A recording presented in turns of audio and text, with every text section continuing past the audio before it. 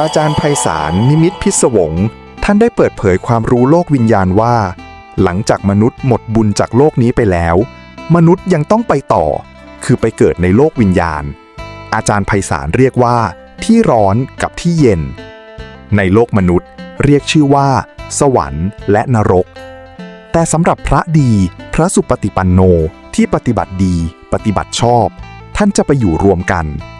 อาจารย์ไพศาลไปรู้ไปเห็นเรียกชื่อที่อยู่ของพระดีพระสุปฏิปันโนว่า แดนสักกังโลกังหรือแดนทิพย์แดนธรรมต่อไปนี้เป็นพระที่อยู่ในแดนสักกังโลกังที่ท่านอาจจะเคยรู้จักครับ